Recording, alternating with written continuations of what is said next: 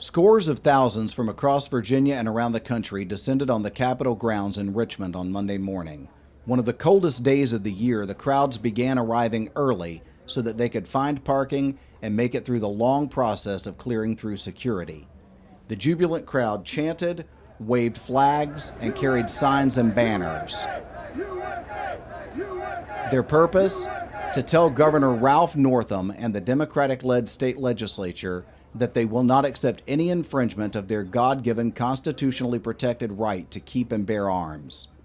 The crowd was already thousands strong more than an hour before the event was set to begin. There was a strong police presence due to Governor Northam's claim that credible intelligence warned of an armed attack on the Capitol. In the end, of course, Northam's bleak prophecy was proved false. The rally was entirely peaceful. One common thread that ran through the day was the idea that rights are inseparable from one another. If rights are allowed to be infringed in one area, that infringement threatens freedom in other areas as well. One woman expressed that idea well with a sign stating, "Gun rights are women's rights." And while she declined to be interviewed, other women expressed the same idea. Tori, who did not give her last name, held a sign that said, "I am unarmed today due to government oppression." While guns can normally be carried in public in Richmond and even on the Capitol grounds, Governor Northam had banned guns on the grounds for Monday's rally. Tori chose to be on the grounds and was therefore unarmed. Okay, and what brings you out today? To show Governor Northam that we cannot be put down any longer. We need to have our first, second, third, fourth, all of our amendments because we are concerned American citizens. Tori was not alone in expressing that view. The New American also spoke with Julia Glyn, a handicapped senior who says that the right to keep and bear arms is tantamount to her ability to defend herself. I want to protect my Second Amendment rights because I am a single woman. I live by myself. How am I going to protect myself? I'm also handicapped. So, if somebody were to attempt to attack me, I would be defenseless. I wouldn't have any way to defend myself. Plus, not only that, but I believe that, our forefathers wrote the Second Amendment for a reason. It's been good for all these years so far. Why do they have to change it now? Just because, there have been some shootings, that doesn't mean that the moral majority does that. Most of the people that I've met in these shooting ranges, gun shops, they're peaceful people. They want to keep the peace. They want to protect themselves, but they do it quietly without, violence. We're not violent people, so why can't we have our guns? Others asked that same question, including State Senator Bryce Reeves, who told the New American that he supports the Second Amendment and believes that law-abiding Virginians should not have their right to keep and bear arms taken away by radical Democrats. The New American also spoke with Scott Taylor, a former U.S. congressman who is running to regain his previous seat. Here's what he had to say. I'm Scott Taylor. I'm a former U.S. congressman and former Virginia delegate. I'm running for Congress again from my old seat. And what brings you here today? Liberty, baby. Second Amendment rights. Protects the first. So I'm exercising peacefully my First Amendments to protect my second rights. I'm a former Navy SEAL sniper, so as you can imagine, I'd be a felon under this ridiculous legislation, and so would most people here. So I don't think that's common sense gun laws. So what do you think is the greatest danger of the things that the Democrats in the Virginia legislature and Governor Northam have planned for guns? I think you have a premeditated assault on the Second Amendment. You see that the legislation that's filed here, not by a fringe member of the Democrat Party, but by the majority leader, which would make millions of Virginians felons overnight if we didn't comply. And it has money in there to incarcerate us if we don't comply. I think that's dangerous.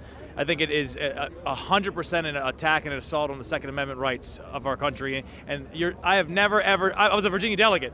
I served a couple terms here. I served in the U.S. Congress. I served in the military. I have never, ever seen the engagement that I've seen here. And I got to tell you, it makes me proud. It's a huge crowd, loud and proud, but peaceful.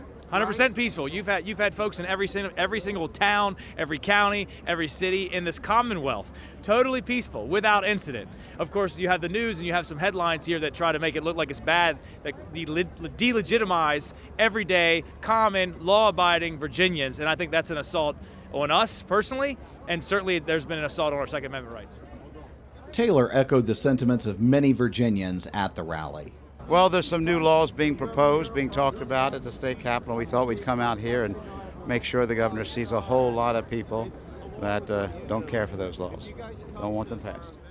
Benjamin Stone from Cumberland agreed. I'm out here because I believe Second Amendment rights are fundamental to life, to liberty and life in the United States. Taking people's Second Amendment rights is the first step to oppression and the first step to disadvantaging certain peoples, and it is the Second Amendment that enables people to be free and to have the level of liberty that we have in the United States. Virginians were joined by patriots from several other states. The New Americans spoke with several of them. The consensus was that protecting the Second Amendment in Virginia, where it is now under attack, helps protect it in other states as well. Kenny Wolfham from near Houston, Texas, said he was at the rally to defend the Second Amendment here before the threat spreads. The way Northam's going about gun confiscation, the rest of the country is watching, so we figure we better defend the right here before it spreads. Sal from Asheboro, North Carolina, came to show support for Virginians and their right to keep and bear arms. Oh, what brings you out today? Basically just standing in solidarity with our Virginia brothers and sisters, let them know that, gun rights are important to everybody, and we have to be here for them, to support them, to make sure that these bills don't go through. Now, I see that you are armed today, so you plan to stay out here and not go into the actual grounds. Is that correct? Correct. Yeah, we're here to let them know that, these are our rights and we're going to exercise them. Jim Young, an 82-year-old Air Force veteran from Youngstown, Ohio, said he was also in Richmond to defend rights in his state. The Second Amendment protects the other 9. If the second goes, there's no guarantee that the rest of them are going to be safe. So I talked this up back home, and I came down here to put my money where my mouth is. This is probably one of the most troubling things I've experienced in these 82 years. And from Sydney, Ohio, Shelby County Deputy Dave Spicer came to show support for law enforcement who are going to honor their oaths. I'm a deputy in Shelby County there, and Sydney's our county seat. I just came down to show support for law enforcement that's going to honor their oath down here. So that is awfully important. Very important. So what are your concerns as a deputy with the erosion of the Second Amendment? What the government may try to ask me to do. I lay awake at night thinking about that. No? The decisions that's going to force me to make, which it's obvious. I mean, I'm down here supporting you Virginians. So, we stand for the Second Amendment. Every deputy I work with stands for the Second Amendment. I am an oath keeper, and I believe we swear an oath first to the Constitution, and that we need to honor that oath. All law enforcement needs to honor that oath. And Tom from Long Island, New York, believes that the proposed laws in Virginia are worse than those already in place in New York. In New York, we already have horrible gun laws, but it sounds much worse than what we have, so I have to stand with the citizens, My biggest fear is, every country that you ever seen prior to, like Germany, every time that they take the guns away, anything can happen from there. Citizens are then slaves. I'd rather, stand on my feet than die kneeling. As for the attempt by Governor Ralph Northam and the liberal media to portray the event as a white separatist rally, Wade, a black Second Amendment advocate, had this to say. And what brings you out today? Second Amendment, a rally. My good brothers and sisters, support. So what's your major concern about the erosion of the Second Amendment in Virginia? The erosion of the rest of our rights that'll follow up behind. And so what about the sort of media pablum right now, especially coming out of the left? Yeah, with the leftist agenda? Well, with the idea that this is a white supremacist rally. This is similar to what happened in Charlottesville. What are your thoughts on that? I woke up the same color today I was yesterday. And here you are. Here I am. These are my people. With the rally having gone peacefully despite Governor Northam's dire and self-serving predictions, he and his fellow Democrats may find themselves out of power in the next election. That may come sooner for Governor Northam if one group has its way. My My name is Chris Anders. I'm the director of the Virginia Constitutional Conservatives. What brings you out today? Today we're out exercising our First Amendment rights to protect our Second Amendment, God-given rights. We're also running a petition for the recall of Governor Radical Ralph Northam.